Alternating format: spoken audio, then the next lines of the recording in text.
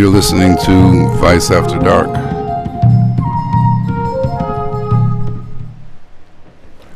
Hello, I'm John Lurie, and it's Christmas season, whether you like it or not.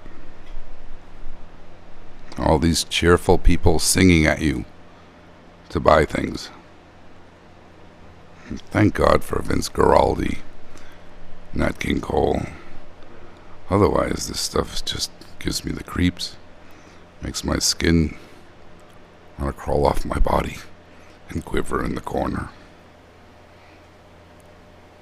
Though I did discover something quite remarkable about Christmas last year, and it's something that scientists have known about, I guess, for a long time, but I did not know about this. If you pick up a Christmas tree with both hands and hold it parallel to the floor, and you hold the base of the tree to your ear, you can clearly hear the sound of someone saying, "John, what the fuck are you doing?"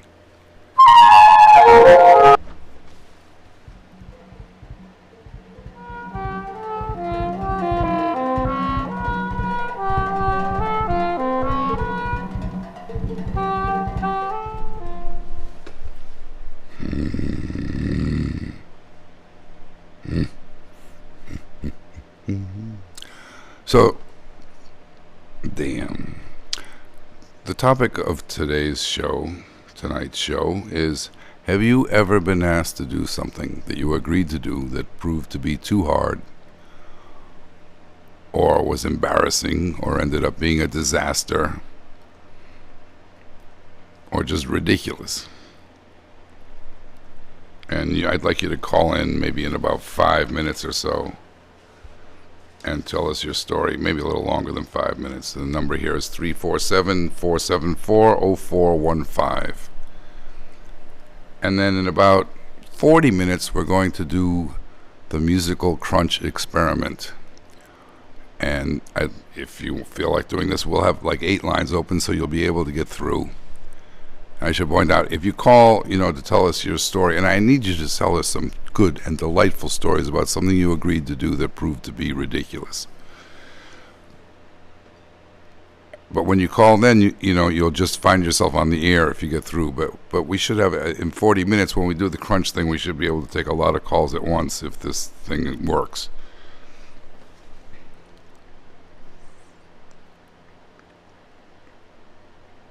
My story is something that I kind of did on a dare. Long time ago, I used to hang out at Squat Theater.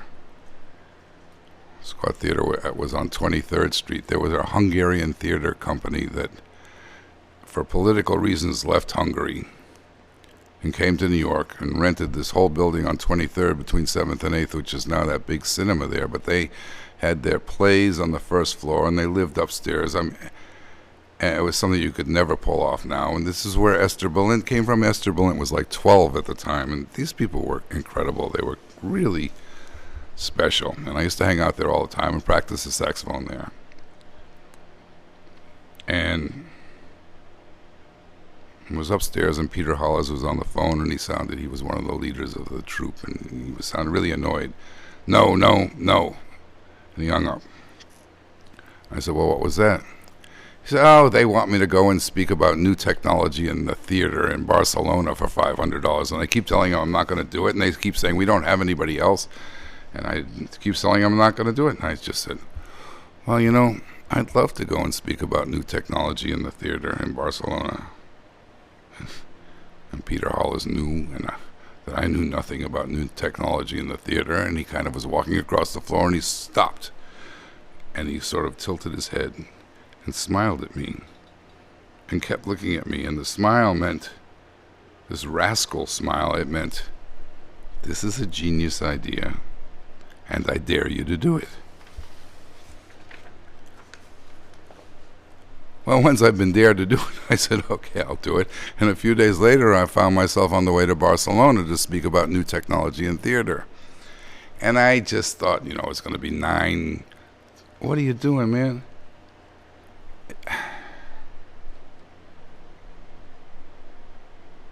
And I just sort of assumed there was going to be, 9 college professors, depressed guys with beards and patches on the elbows of their jackets, and I would speak to them in this room upstairs at some college, and I would speak really quickly, and they would be polite enough to not say that what I was saying didn't make any sense, and, I'd be out of there.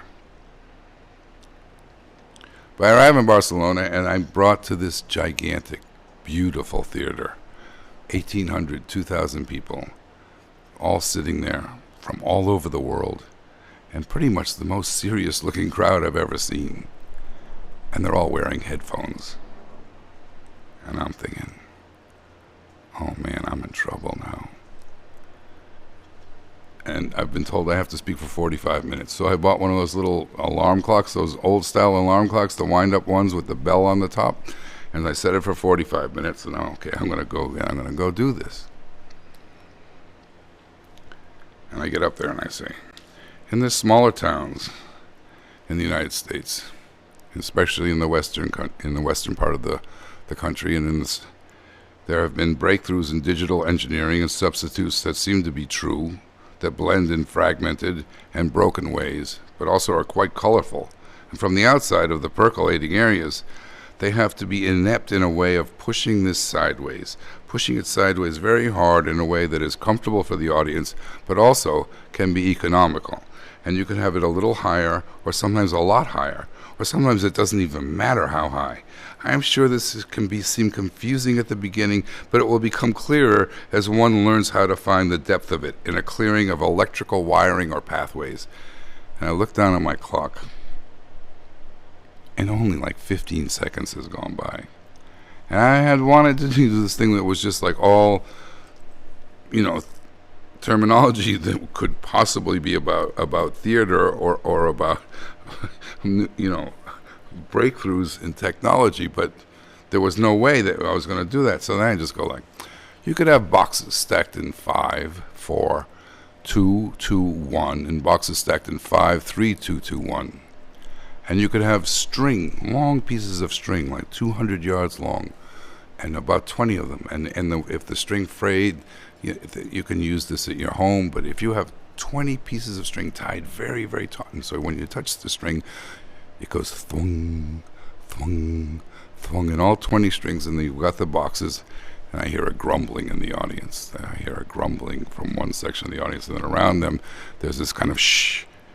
So you've got your boxes stacked in 5, 4, 3, 2, 2, 1, and 5, 4, 2, 2, 1, and you've got your string, and you can hire children to stack the boxes because they love to do it, and you don't have to pay them so much. And we don't like to talk about these things, but everybody wants to save money, so you have children stack the boxes, and if you need boxes stacked in 7, and then somebody from the audience yells out, nonsense.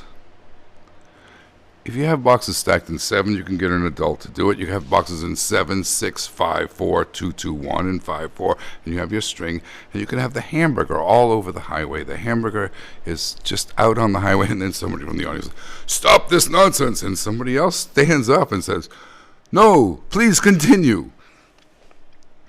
So you've got the hamburger all over the highway. There's hamburgers stacked all over the highway in gentle piles, and the children can go out and be kicking the hamburger, just kicking the hamburger along.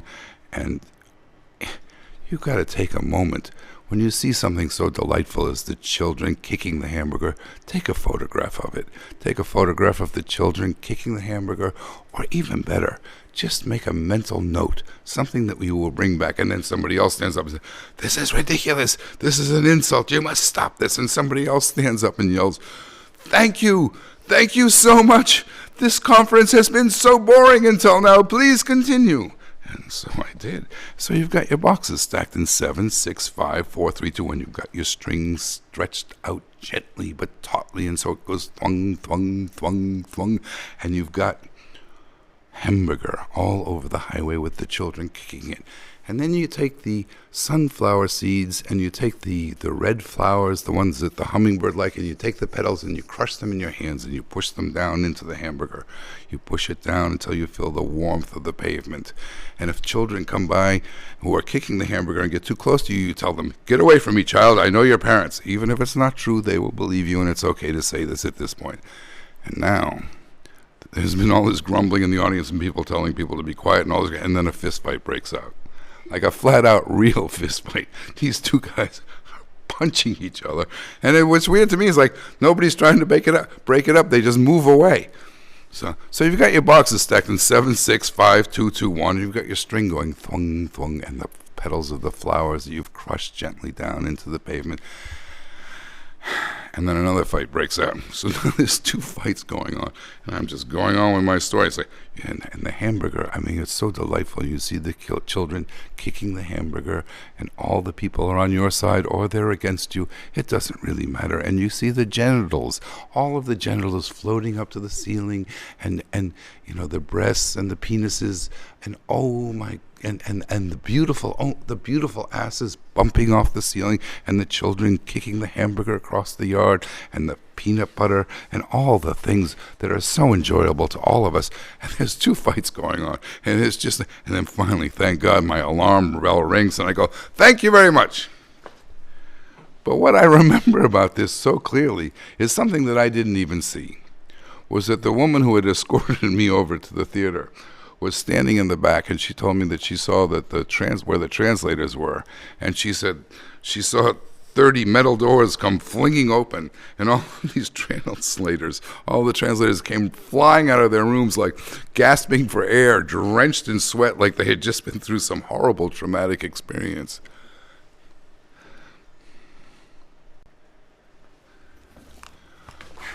Hard.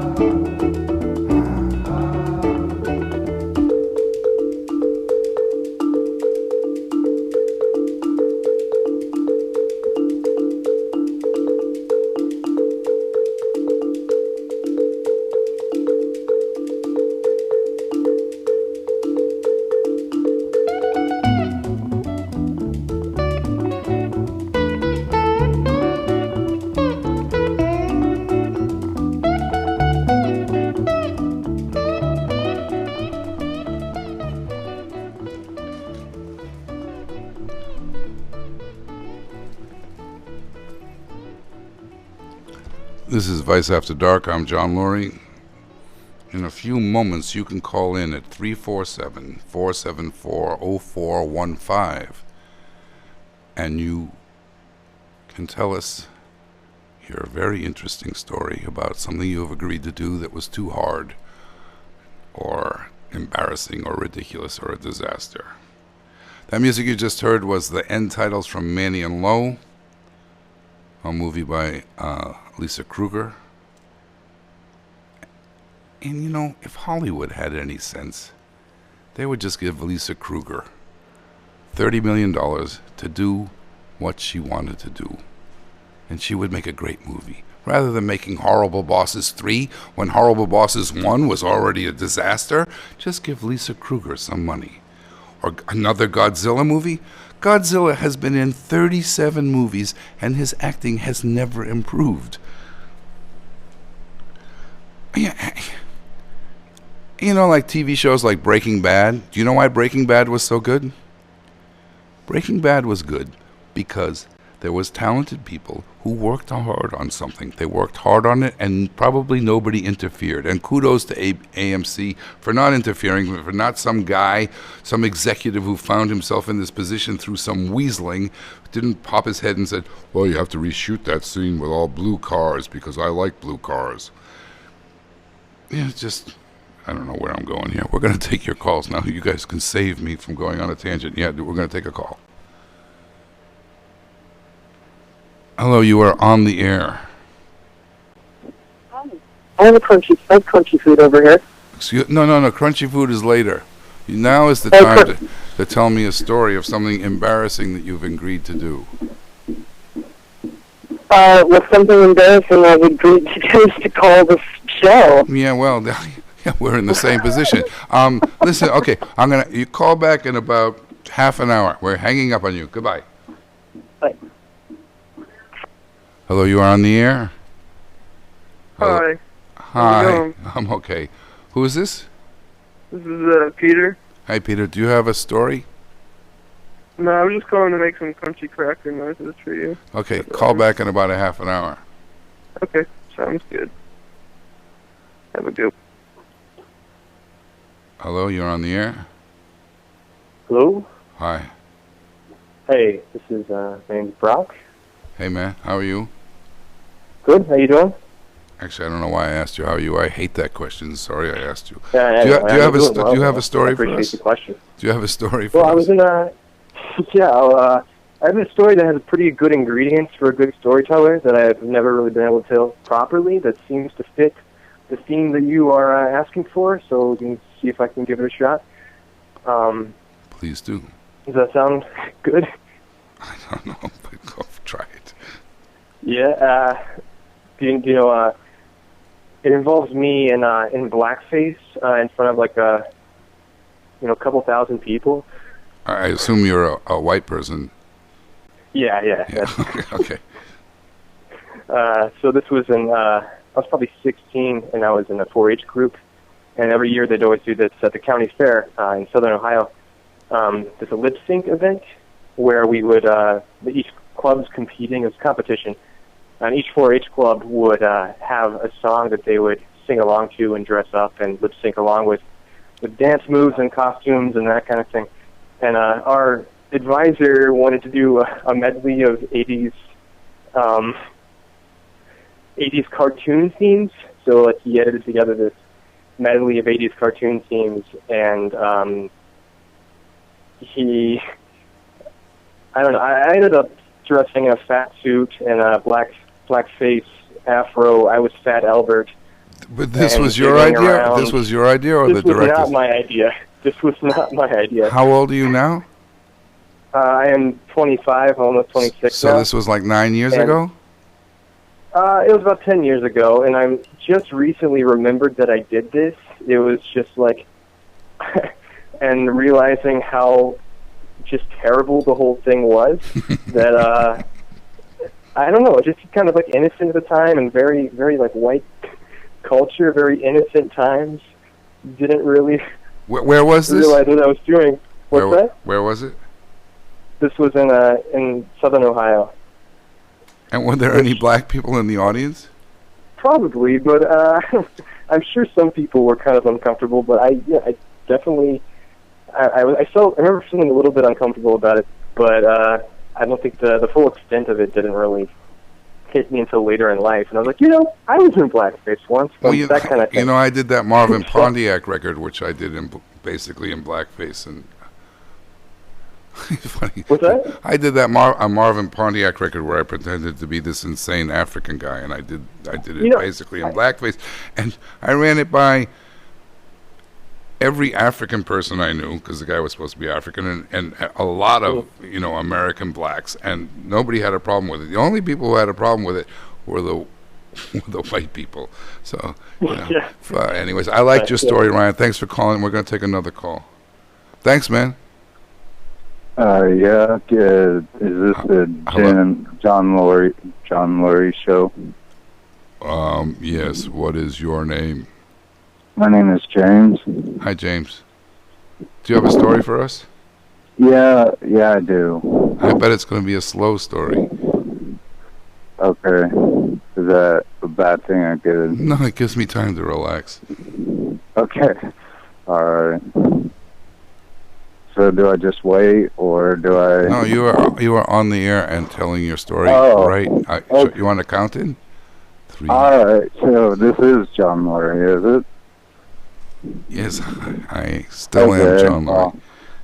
Well, I just want to say I like some of the movies you're in. That's like not a story. I don't want to hear about that. You have a story? Tell us your story. I'll tell you a story. All right. It's something I'm going through right now. Okay. All right, so I got awarded this grant, all right, and it's an art grant, and I just been doing photography. I never went to school for photography or anything like that. I went for English, and so now I'm put in a position where I have to decide, like, what I'm going to do with my artwork. And so this organization, well, basically they run the city of Salina's art scene, and I'm trying to decide what I need to do to actually get some type of exposure. And they're telling me that I need to take my photographs and put them in a book and then like distribute them out to people. Well, that seems kind of cheesy to me, I think, in my own personal opinion. But I'm sure you're from like some bigger, city, and you know how the ins and outs of that is. So. That's it? Well, I'm asking your advice. Do I just do something stupid and totally walk out on this thing because instead of embarrassing myself, putting up a little booth somewhere? No, you should do what your heart tells you to do, what your soul tells you to do. You don't do anything shitty for money. That's stupid. Yeah. Okay. I gotta go. Hello, you're on the air. Hey, John, it's Joseph from Brooklyn. Hi, Joseph. Do you have a story for us? Doing? Yeah, I do.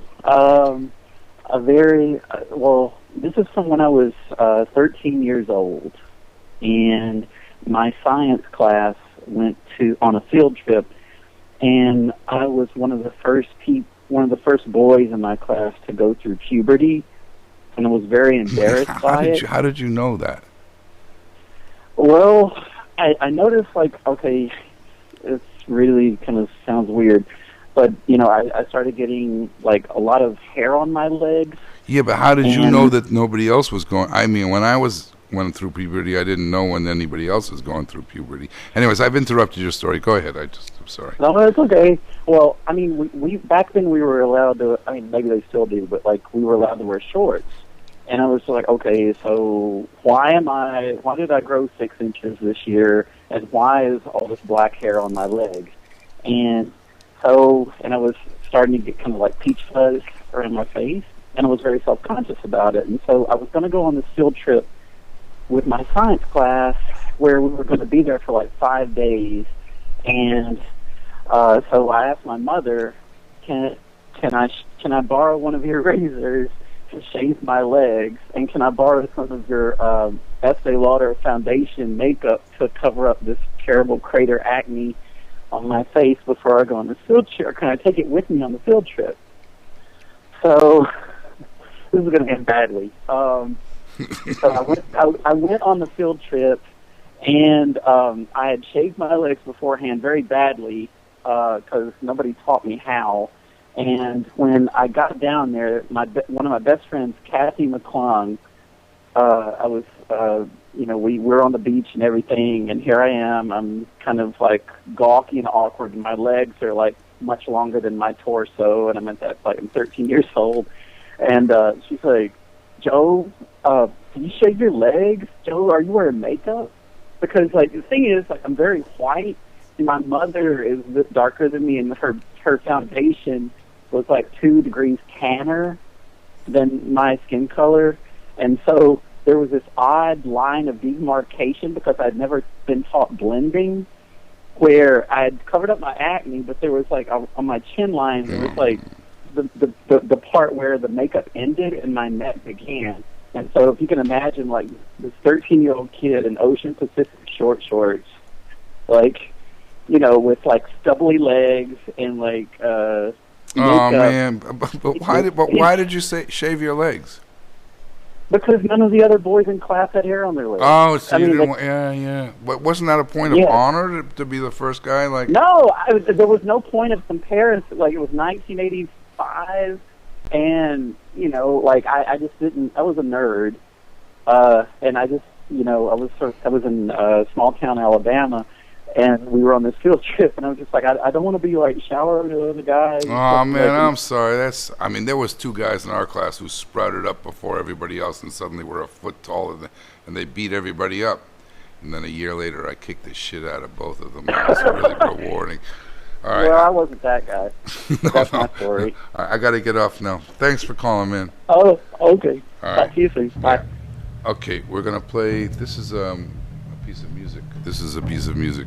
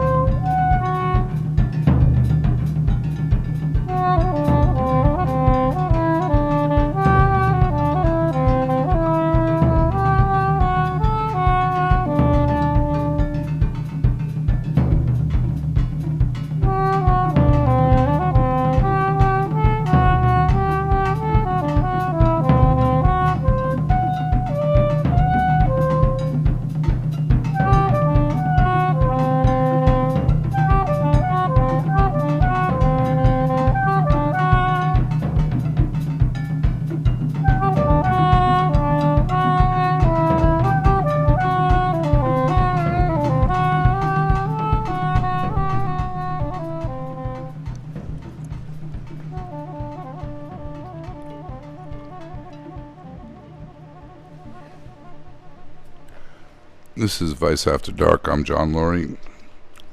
In about, I don't know, a little bit, we're going to do the Crunch musical experiment. 347-474-0415. Shortly, I believe we'll be speaking to Evan Lurie, my brother, because I haven't spoken to him today. Did he call yet? So my brother, I mean, I just hope you don't mind. I didn't get a chance to speak to Evan today, and so he's going to call in. Evan lives up in Massachusetts. I mean, he has a place in New York, but he lives in Massachusetts, and he has his log cabin in the country. And the place is surrounded by bears. There's hundreds of bears on his property. And he called the wildlife whatever number, and you get this long recorded message. And then finally says, if you have a bear in your house, press 1. That's not really true. Oh man, that noise stuff, that's so cool. What was that noise? Heater. Huh? A heater? Heater. Yeah.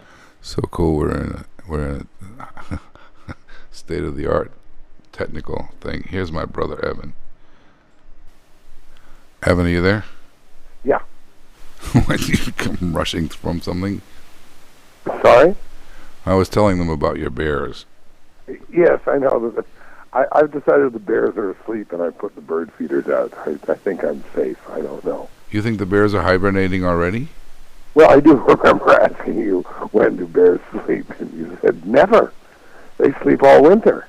Well, do bears not sleep? Do bears not sleep when... I really don't know. Seems to me they must be either diurnal or nocturnal, but one or the other. No, bears are nocturnal and then they hibernate, but I decided I did just put the bird feeder out. I think I'm safe this year. I don't know. I hope so. Well, explain to them that the bears come and knock down Evan's bird feeder, and Evan's fine. And tear through the trash, and actually last year one stayed awake all winter. If anyone knows why a bear would stay awake all winter, I'd love to know. It's global. It's global. It's global warming. It's global. It was cold last year. Yeah, it was. It actually, a UPS guy came, and I was away, and he came back a week later, and he said, "You know, there was a bear asleep on your porch." Like, yeah, I know. So he was sort of living on my porch while I was away. I tried to explain to Evan that if you have bears on your property, and if it's a mother bear with cubs, that the way to make the bears go away is to run out and grab the smallest cub and bring it back into your house. But he didn't have the courage to do this, so I don't know. They give birth during the winter while they're asleep. They do? Yeah. The other really cool thing is that they develop a plug of shit to keep themselves from defecating while they're hibernating. Why would they not want to defecate if they give birth, or why would they not want to defecate? I don't know. These are just random facts I know about bears. All right. You know, your story about Barcelona though reminded me of, do you remember we were on tour in Europe? The Lizards were on tour in Europe, and the promoter had a brother who was a veterinarian.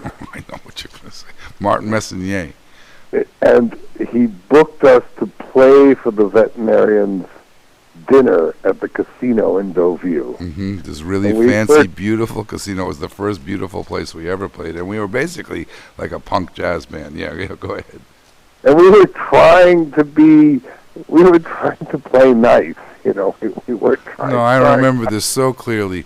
We arrive in this beautiful, finally we're going to play in a beautiful theater, and we peeked out at the audience, and it was clearly this dinner. They were sitting in this kind of a triangle of tables, and it was like, and they were all, you know, we were 24, and they were all in their 50s and dressed up very smartly with, you know, this ornate thing.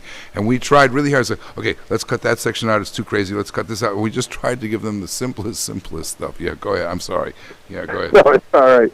But we get, I don't know how many minutes into the set, and I look up at the audience, and I see this, like, exodus from the hall. All of these people running away. They all politely stood up and folded their napkins and got up and went. And then we were left alone in the room, and we continued to play. We were left alone in that beautiful casino, and we just continued to play. But Martin Messonnier, actually, he really he just thought that was the funniest thing, because he was fucking with me and with the brother at the same time. He really. I mean, Martin, he did say, you know, he's the one he filmed that thing with Nusrat Fateh Ali Khan on top of a volcano. No. Yeah, Martin did. You know that Martin was Fela's manager. I remember the Fela stories. So Martin lost all of his money because he managed Fela, and Fela had 70 people in his band. If the witch doctor said that there was going to be evil spirits on stage, that they would cancel. The CIA is here. Yeah, the CIA is here, and you know, and they would smoke all this incredibly strong marijuana or something else, and you'd have to pay off the witch doctor, and they were actually cooking goats in their hotel room. I mean, and Martin lost all of his money. He lost all of his. But I mean, you know, you got to hand it to the guy who's like that. You know, yeah. And then they went, well, King Sunny Ade is probably going to be a lot easier. Yeah, I know. But that's, you know, that's how we get the, you know, and I like Sunny Ade, but You know how you get to step down. You know? Yeah. It's like, Thelonious Monk. No, let's not book him. Oh, Jimi Hendrix. Oh, let's get that other guy. Right. He'll be here on time. I got to do my crunch thing. Oh yeah. Are you doing okay? Yeah, I'm fine. I'm snowed and iced in though. You are. Yeah. Do you have food? Yes, I have food. I have bear. Just the cub, though. You ate the cub? You're not supposed to eat the cub. I'm having a hard time getting the fur off. Oy. I'm hanging up on you. Well, I hope you have a good show. I love the guy's story from Alabama. Which one was the Alabama? He shaved his legs. Oh, he's a good guy. I sort of know him a little bit. He wrote me a couple of times. He's a good guy. It's a great story. It's so understandable and so like, are you insane? But completely understandable from the standpoint of a 13-year-old. We had all this weird technical shit going on here, so I was half paying attention to the stories at the same time as, so that was kind of, I couldn't be really completely engaged. Oh, there's security here? What is she doing? What is she doing? Yo, what is she doing? Oh, this is weird. She's measuring. What is she fucking doing? That is just too weird. We maybe have to start videotaping these because this is just bizarre. I'm sorry. Yeah, I have a radio show and I have a private joke that you can't possibly have any idea what I'm talking about. All right. I'll call you. I'll call you later tonight, or I'll call you tomorrow. Okay. Ali, you there? You hung up on my brother? You just hung up on my brother. I've hung up on my brother twice. I am a hanger-upper, but I've hung up on my brother twice in my entire life. And you just hung up on him. Huh? Don't Ryan. Jesus. Evan, if you're still listening to the podcast, I'm sorry. I'm not sorry. It was Ryan's fault. He thought it was. It is actually complicated here. This is our last show because of this. I would like to do more of these. I think it could be something great, but this is our last show for now because it just is a technical mess that we need to really figure some stuff out. It's nobody's fault. It wasn't Ryan's fault. It wasn't. It's just that this has to be better set up in a lot of ways. And then in the spring I would do a whole slew of them. So now is the time. I know you guys are all dying for this. Our number is 347-474-0415. And we are going to do the crunchy musical experiment. So call in one at a time. We're going to take one call at a time here. Okay, let's answer that one. Hello, you're on the air? Hello? Hi. Who is this? This is Alex. Hey, Alex. Who's this? This is John. Do you have something crunchy from your refrigerator? Crunchy in my refrigerator right now? Okay, Alex, we're going to hang up on you because learn to hang up on Alex. Next. Hello, this is John Lurie. You're on the air. Hello? Hello? Yeah. Hi, do you have something who is this? Miguel. Do you have something crunchy for our musical experiment? What do you mean by that? Oi! Okay. I'm Miguel. I'm going to hang up on you. Sorry. Okay, what we're doing now, if you're listening, you have to go into your cupboard or your refrigerator and find something crunchy to do our musical experiment. And, we had good stories, so good for you, audience. Now, pull it together with the crunchy thing. Okay, answer. Hello, you're on the air? Hi. What do you mean by that? Are you ready for me now? Wait, I'm hearing all kinds of weird stuff. What's the overlap thing? You hear that? Yeah. Lovey, it's me. Oh, you have that. Here, turn the podcast off. Lovey, it's me. Who's me? It's Jane. Jane, hi. But turn your computer off. Turn the sound on your computer off. Sweetie, I'm not on. You're talking to somebody else right now.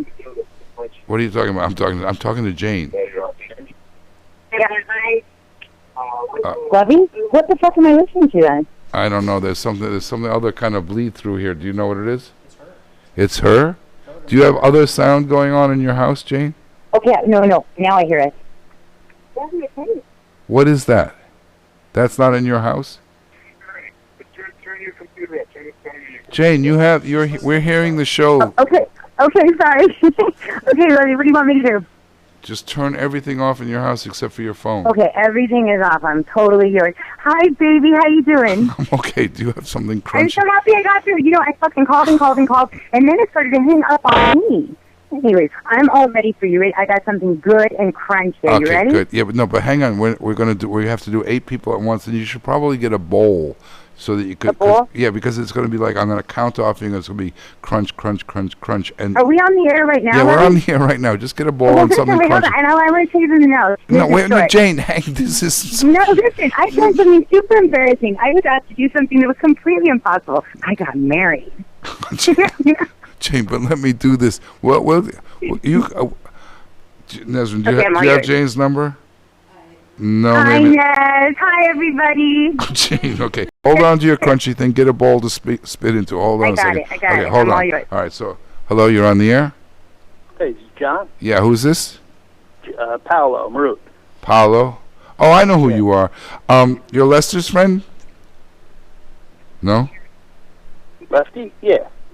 Okay. Who's this? This is John. Do you have something crunchy? Yeah, it's not strictly speaking of food, though. Well, that's fine. And yeah, I mean... can you, Jane, can you say hi to Paolo? Huh? Jane? Yes, I am here. Can you say hi to Paolo? Hi, Paolo. I'm Jane. Hey, Jane, what's going on? I'm sitting here with what are my... you crunching? Okay, so hang on, you guys. We need... We need 8 people, so you guys got to hang on a second. Are we doing like a symphony? Are we doing like a symphony, Lovey? Yes, if you have to be quiet now, and we're taking the third caller. We're going to answer. Caller number 3. Caller number... hello, you're on the air? Hi there. Hi, what's your name? Grim. Grim, do you have something crunchy? Graham I certainly do, John. Okay. I wish I didn't. Grim, you're number 3. Can you hold on? Can you say hi to Paolo and Jane? Hey, how you doing, guys? What's up? Hi. Okay, you guys hold on and be very quiet like good band members. That would be incredible if they were... I can't even tell you if they... Can we tune? No. Just be quiet. Be patient. We got to have 8 people all quiet. So caller number 4. Caller number 4. You are on the air. Hello? Caller number 4 is not speaking. Let's take another one. Hello? You are on the air? There's no one. Hello? Is this no? Hello. Hi, Hoochie? I sure do. Okay. John, can you say hi to... Who do we got so far? Somebody's got to write this down, actually. So we got Jane is 1. Paolo is 2. Jane is 1. Paolo is 2. I forgot who was 3. Who's 3? Graham. Who's number 4? Steve? Or no? Steve, yeah. Steve. Wait, is there a... John, are you still there? Yes, sir. John, then Steve. Okay, so we need 6. Who's 6? Go on. Hello, you're on the air? Hi, I have Apple. Good. What's your name? Barb. Barb? Yeah. Good name. Okay, we need 2 more. 2 more. Okay, you're on the air? Yeah, am I on the air yet? Yeah, you Barb, is that you? Yeah, that's me. Okay, hang on, Barb. Be quiet for a second. Jimmy. Jimmy, hi. Jimmy, you're number 7? I'm not on yet, sir. I'm not on yet. And we need 1 more. Jimmy's here, baby. What? Jimmy's here, baby. Everybody's got to turn their radio, their computer off. Everybody's got to turn their radio and computer off. Everybody's got to turn their radio and computer off. Everyone's got to turn their radio and computer off. Everyone's got to turn their radio and computer off. Okay, we need 1 more. One more. Hello, you're on the air? You're on the air? I'm here. Wait. You're on the air? Caller number 8? Hi. Hi, who's this? Who? Sue. Sue. Okay, cool. All right, we got 8. No more calls. Okay, you guys. Jane, Paolo, Graham, No, everybody John, has to turn the radio Steve, Barb, Jimmy, Sue. You guys got to all turn your radios off, turn your computers off. off. Okay, I'm going to go in the other room. Here we go. Well, just turn the volume off. Okay. Okay. Jane, say hi to Paolo, Graham, John, Steve, Barb, Jimmy, and Sue. Hello, everyone. Hi, everybody. Okay, Paolo. It would be cool. You guys are going to need to know everybody's names. So, Paolo, say hello to Jane, Graham, John, Steve, Barb, Jimmy, and Sue. Hello, all. No, you got to say names. Graham, say hi to Jane, Paolo, John, Steve, Barb, Jimmy, and Sue. Jane. Hello, Jane, Paolo, Steve, Barb, John, Jimmy, Paolo, and Graham, Steve, and Sue. Jimmy and Sue. Yeah, pretty good. You guys getting a little better. Okay, John, are you there? Yes, sir. Okay, can you say hi to Jane?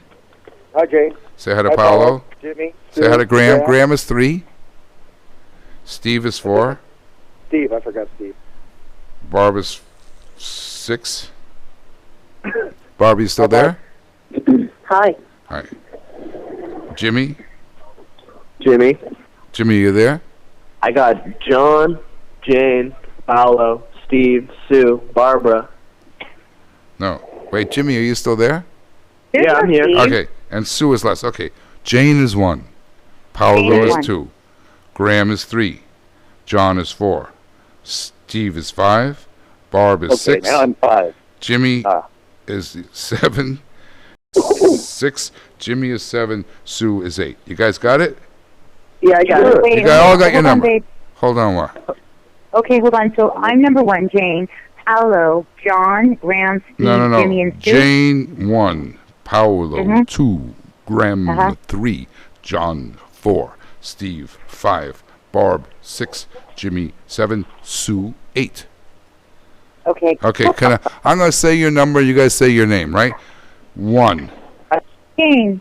2, Paolo. 3, Graham. 4, John.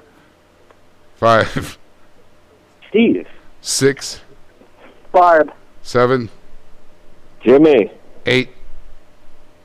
I love all of you. I love all of you. That was the best thing that happened all night. Okay, now, Jane, can you give us you guys probably should get a bowl to spit into.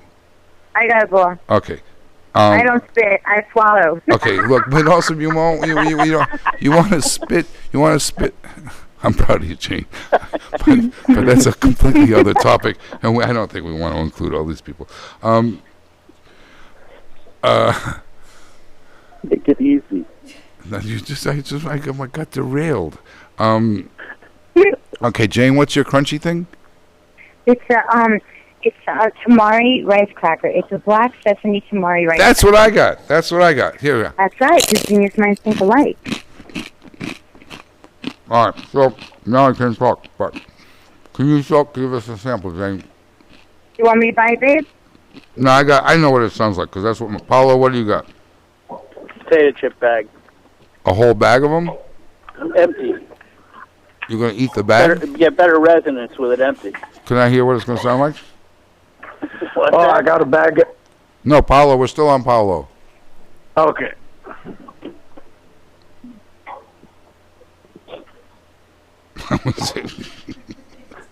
All right. Graham, what do you got? I got a bag of Boulder Canyon malt vinegar potato chips. Can I hear what one sounds like?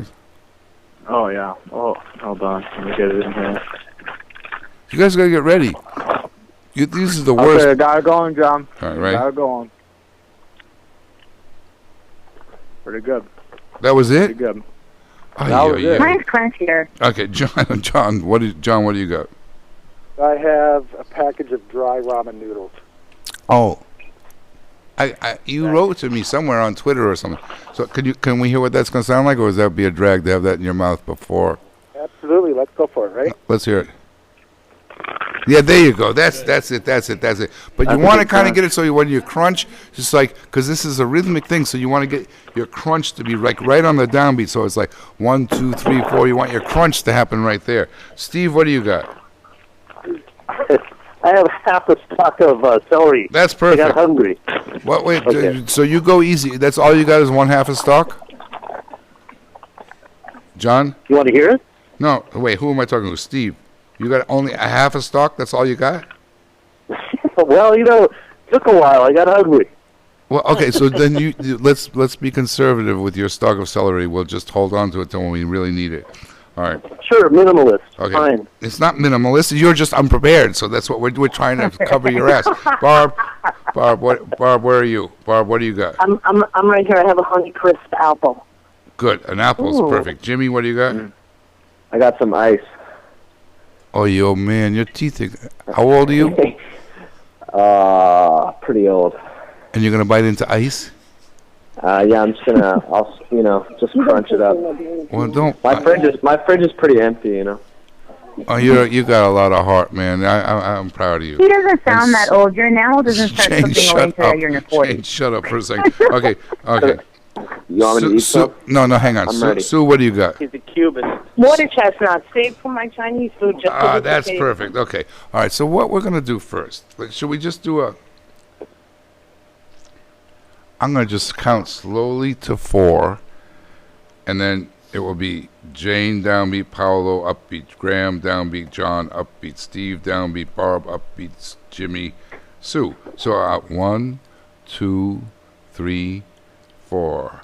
Jane, Paolo, Graham, John, Steve, Barb, Jimmy, Sue. You see what I'm saying? But you'll be crunching. So Jane, Paolo, Graham, John, Steve, Barb, Jimmy, Sue. Crunch, crunch, crunch, crunch, crunch, crunch, crunch, crunch. You guys got it, kind of? I think. Yeah. Let's see what happens. All right. Well, Here you want me to start, right? No, I'm going to count you in, and Jane, you're 1. Don't do it now, you dope. Okay. Are you ready? 1, 2, 3, 4.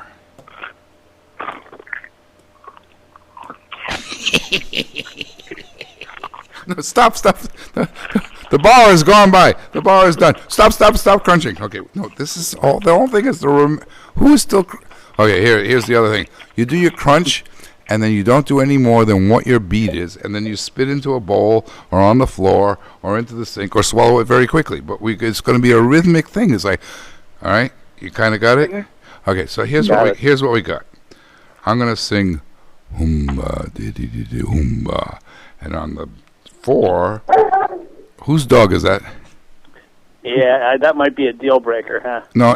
Whose dog is that? That's mine. That's Paolo's dog, Rosie. Say hi to Rosie. Hey, Rosie.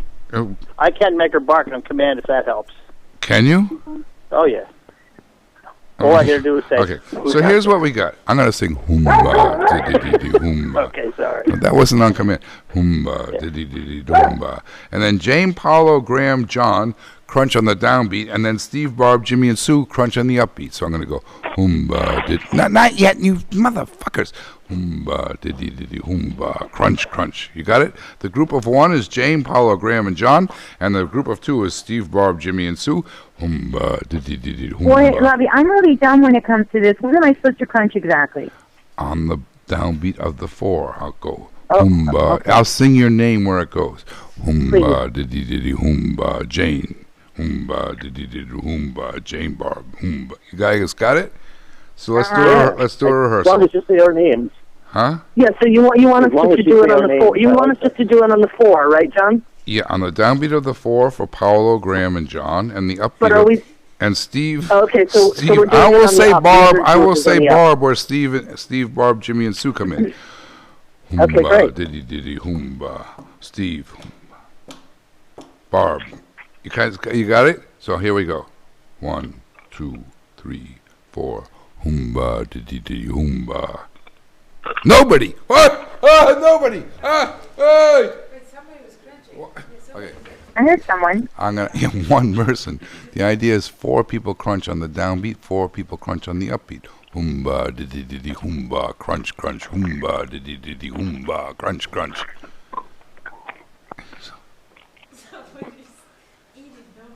I would like to really thank you guys for making me absolutely clear that I'm never going to start a band again. I will never start a band again. I will never start a band again. It was like a voice, you know that scene in that movie, The Blues Brothers, where the light hits him and he goes, "The band!" You know? Well, I just had that in reverse. It was so embarrassing to kill John's chance one night. In all fairness, Lovey, I'm a groupie. I don't count. This is a musical experiment of crunches with the audience. I'm ready to crunch, man. Let's do this. I'm ready to crunch. Who feels? Jane, do you feel ready to do this? I'm ready to crunch. Jane, okay, let's do this one at a time. Jane, do you feel ready to crunch? I suppose so, Letty. I suppose so. Paolo? Always ready. Graham? I feel really ready to crunch. John? I've already worked my way through half the cake, so I'm pretty sure. John, I forgot what your food was, but yeah. You're the ramen noodles? Yes, sir. This guy's got some heart. And who's doing the ice? Jimmy. And how is that going for you? My teeth are frozen. So there's no pain anymore? Not exactly. Just, life's pretty easy right now. All right, let's try it again. So Jane, Paolo, Graham, John have the downbeat. Steve, Barb, Jimmy, Sue have the upbeat. Humba, diddy, humba. Wow. Humba, diddy. Can't it just be crunch, crunch? No, Jesus. All right. I think you guys... How about we do like an Ornette Coleman type thing? Yeah, well, that's where it went, but, you know...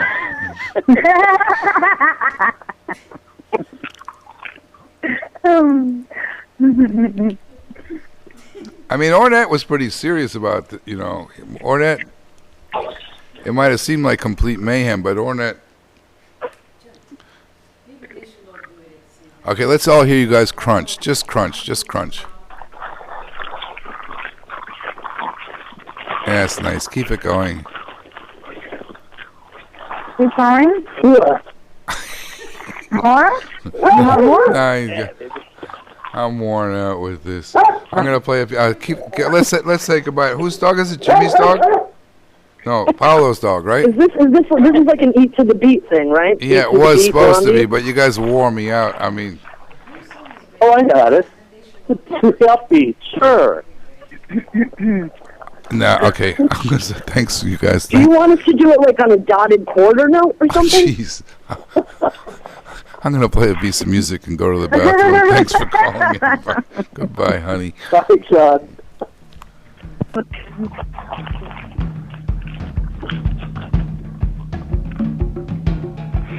Is that guy going to hang up on us?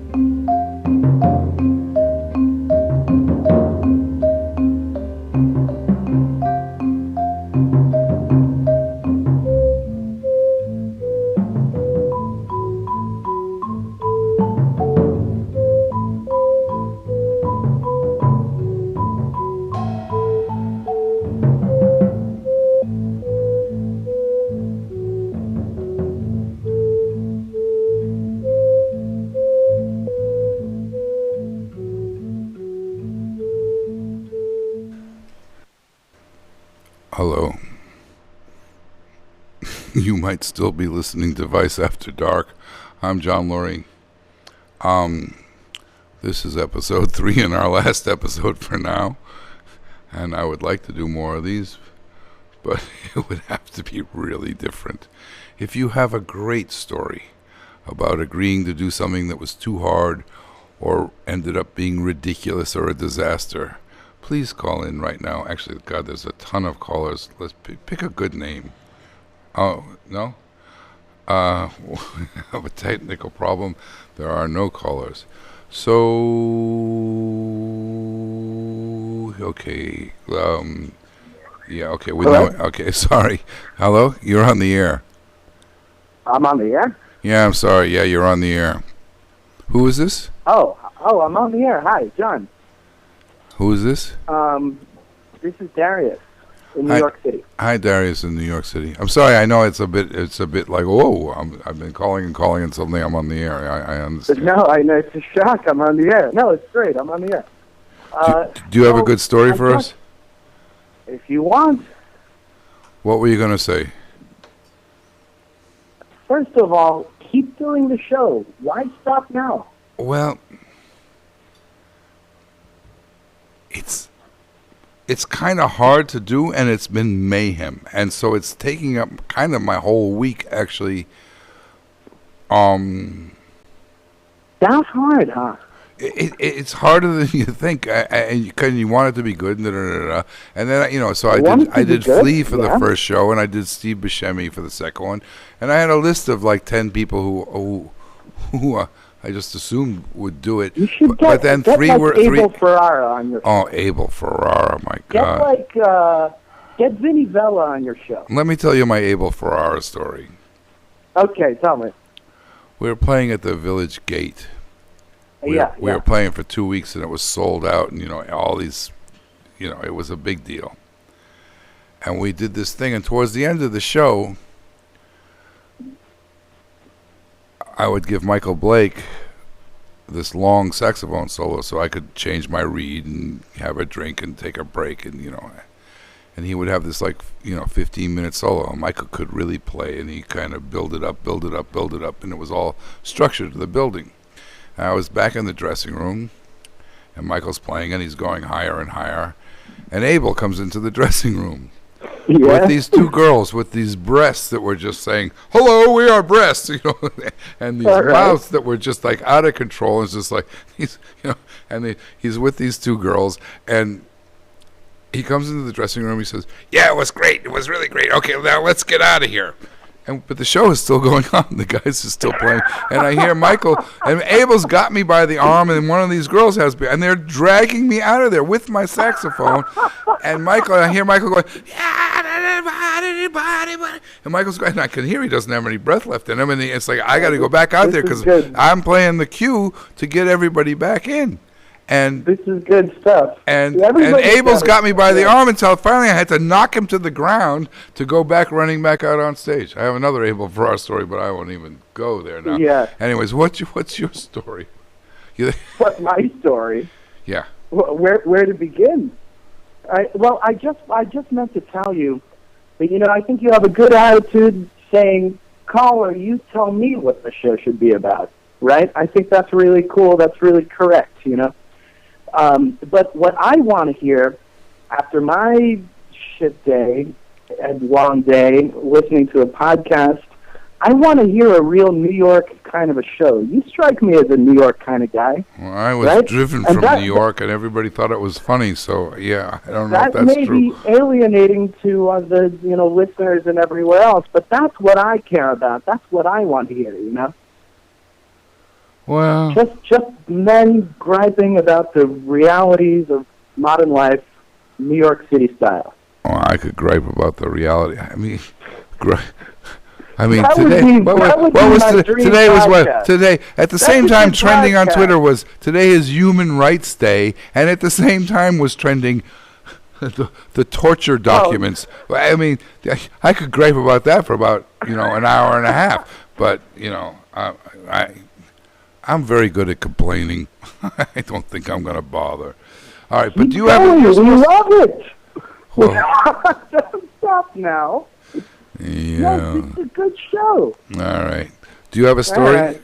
Do you have a story? I got a million of them. Well, can you tell us one, or is that just too complicated for you to file through? I don't know. I don't All feel right. like it. All right. Thanks for calling. But though. next time. Yeah, glad to talk to you, John. All right. Bye. Bye. Bye. All right. I think I've got to get out of here.